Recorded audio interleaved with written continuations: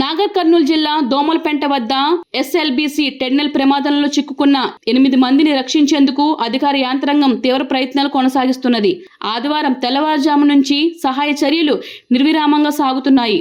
ప్రమాదం జరిగిన టన్నెల్ 14 కిలోమీటర్లకు సమీపంలో 13.5 కిలోమీటర్ల వద్దకు రక్షణ బృందాలు చేరుకున్నాయి. 11వ కిలోమీటర్ల వరకు లోకో ట్రైన్లో వెళ్లిన సహాయక సిబ్బంది అక్కడి నుంచి నడుచుకుంటూ వెళ్లారు.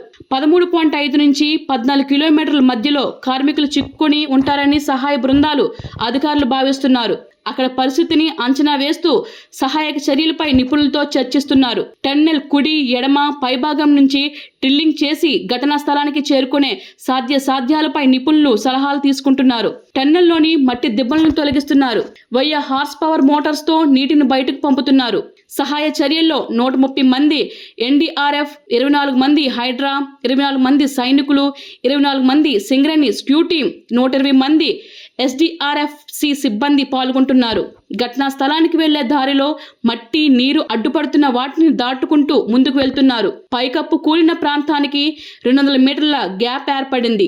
చిక్కుకున్న వారిని పేర్లు పెట్టి పిలిచినప్పటికీ అటువైపు నుంచి ఎలాంటి స్పందన రావడం లేదని చెప్తున్నారు. ఆదివారం తెల్లవారుజాము వరకు కొంతమంది మాటలు రెస్క్యూ బృందాలకు వినిపించినట్లు సమాచారం. ఇప్పుడు ఎటువంటి శబ్దాలు వినిపించడం లేదని తెలుస్తున్నది. సహాయ బృందాల అధికారులు టన్నెల్ బయట అంబులెన్స్లను సిద్ధంగా ఉంచారు. ప్రత్యేక వైద్య బృందాలను రప్పించారు. సోరంగంలో ఆక్సిజన్ అందించే ఏర్పాట్లు జరుగుతున్నాయి. చిక్కుకున్న తమ వారు క్షేమంగా బయటపడాలని బాధిత కుటుంబ సభ్యులకు వేడుకుంటున్నారు. సహాయ చర్యలను మంత్రులు Uttam Kumar Reddy, Jupally Krishnarao, HYDRAA commission Ranganath, Kurnool collector Santosh, Nagar Kurnool SP Vaibhav ఉన్నతాధికారులు పర్యవేక్షిస్తున్నారు.